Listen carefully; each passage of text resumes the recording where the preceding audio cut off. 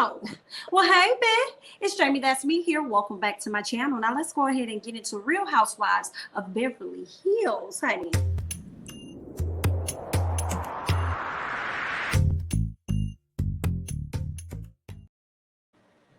All right, y'all, let's go ahead and get into it. All right, Real Housewives of Beverly Hills. We see some of the ladies have woken up, okay, the next day. They're all sitting around chit-chatting. Erika wants to know from Crystal how she's feeling about Sutton's BS, okay?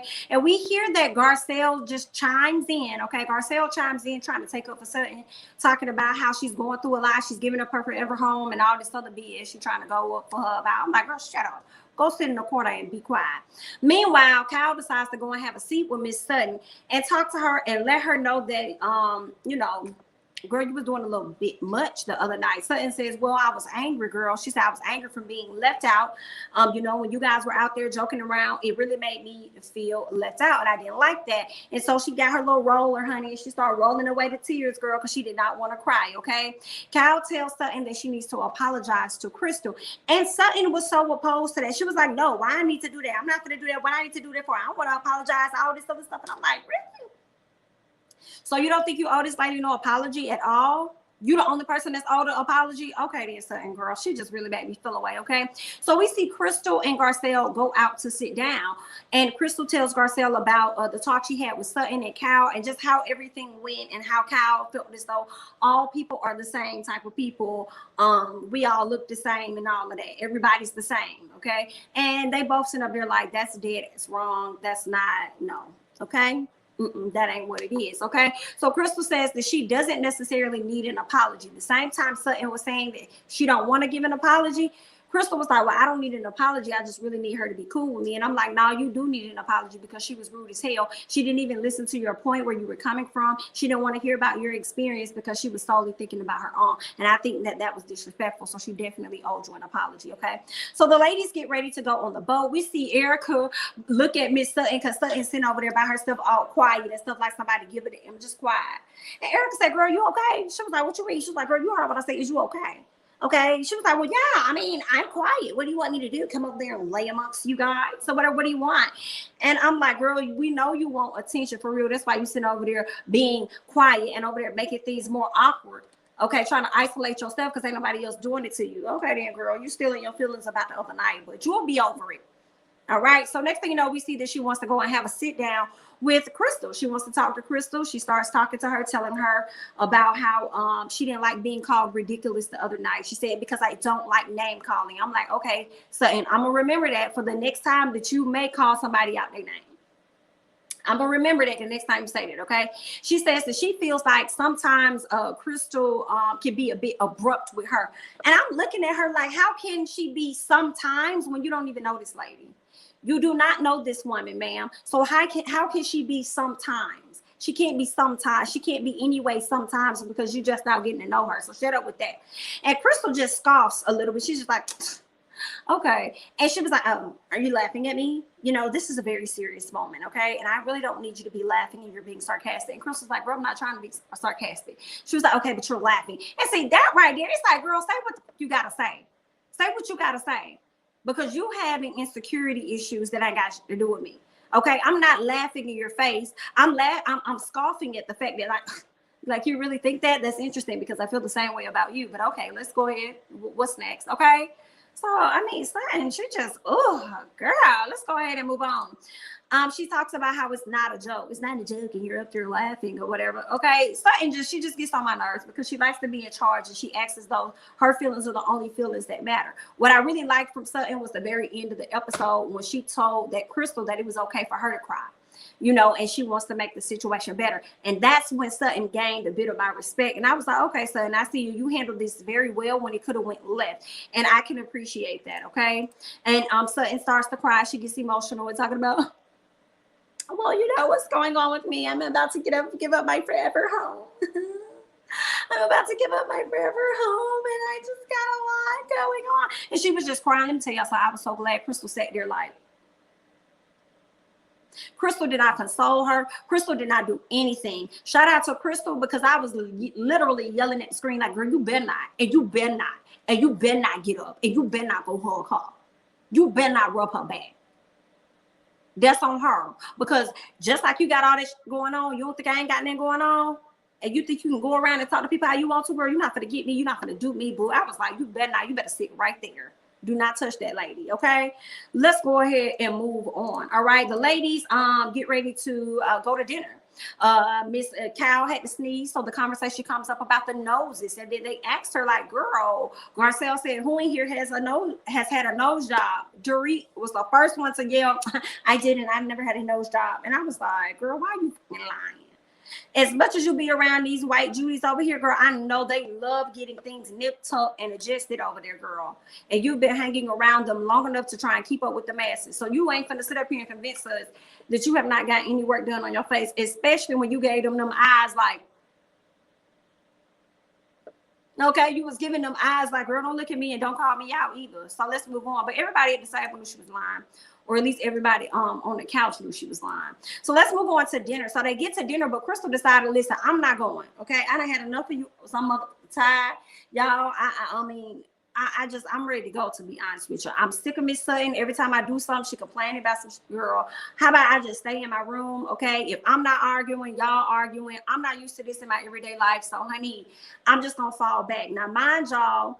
The night before, Miss Sutton walked into this girl room with her jacket. Mind you, the girl was naked. Sutton, you could tell it was true of what she was saying, because Sutton kind of jumped and then she still went into the room. No, ma'am, you should have jumped and hopped your back and closed that door. What? And see, that right there to me is a prime example of Sutton just always stepping her boundaries sometimes and being inconsiderate of others and always thinking things are about her, that you wouldn't even consider the fact that, oh, I'm so sorry, you're naked, let me close the door. Okay? Jeez Louise, okay, we're gonna go ahead and move on. They're at the dinner table, right? Sutton apologizes to everybody. I was like, okay, Sutton. Okay, and it seemed like he was just on his way up from there. Sutton apologized to everybody, told them what was going on with her and how they did not deserve that type of behavior. And I was like, I can dig it. I appreciate you apologizing, Sutton. That was very big of you, you know? And that was cool. So Lisa starts telling everybody how she's happy. She's happy that they're all together and stuff. And then she said something about how her friendships haven't always been good friendships, that she's done some things wrong. And he goes, Garcelle, yeah, I agree with you on that, honey. I agree with you on that. She was like, yeah, well, you know, hey, you know, I admit to it, you know, it is what it is. You know, I haven't always done things the right way, but hey, let me tell you a story.